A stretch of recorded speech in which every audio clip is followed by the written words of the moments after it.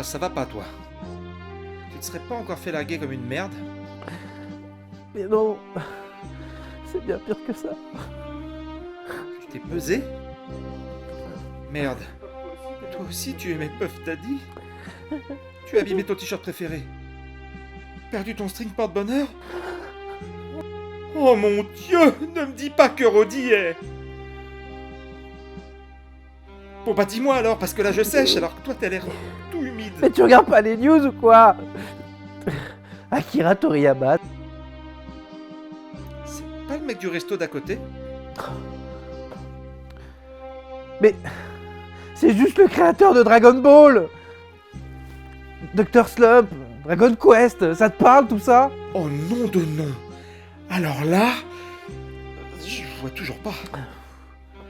Je sais même pas pourquoi on est potes toi et moi. En même temps, je suis un peu dans ta tête. Ouais bah tu sais quoi, je vais t'y faire voyager dans ma tête. À coup de nostalgie. Donc prépare tes affaires, prépare ton meilleur pot d'Agendas et on y va.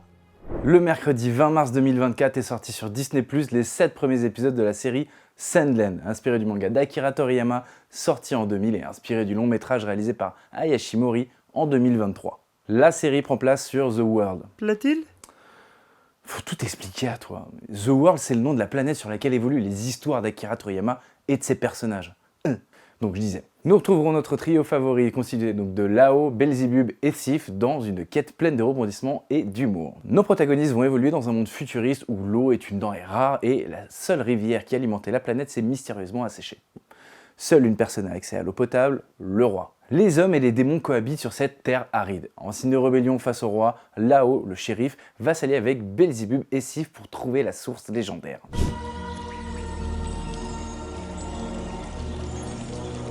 La sortie de ces séries animées mettra sûrement un peu de baume au cœur pour tous les fans endeuillés de Toriyama. Avec l'annonce de sa mort, la série Dragon Ball Super réalisée par le mangaka Toyotaro a été mise en pause. Ce temps d'arrêt devait initialement pas durer plus d'un mois, pour mars, mais risque d'être beaucoup plus long que prévu. Certains blogs geeks tendent à dire que le prochain Dragon Ball Super ne sortirait pas avant octobre 2024. En même temps, ça va, y a pas Boredom, hein, c'est pas si loin non plus. Les fans devront donc prendre leur mal en patience pour voir le développement de Black Freezer ou encore Gohan Beast. Mais ils peuvent se réjouir car le nouvel animé Dragon Ball Daima arrive bientôt. Et ce n'est pas tout, j'ai une autre bonne nouvelle, du moins pour les gamers. Parce qu'il y a 2 nouveaux jeux qui vont prochainement débarquer sur console next-gen. L'adaptation de Sandland et un nouveau jeu Dragon Ball baptisé Sparking Zero.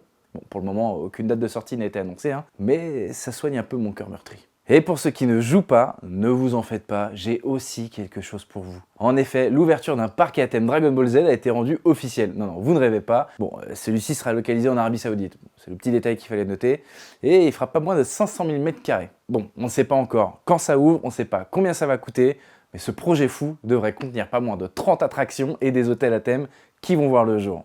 On passera évidemment sur la question environnementale autour de ce projet. Enfin, quoique... Pour terminer cette vidéo, je voudrais rendre un hommage tout particulier à ma nourrice du mercredi, M. Akira Toriyama, qui m'aura accompagné toute mon enfance, mon adolescence et mon début de vie d'adulte à travers ses œuvres.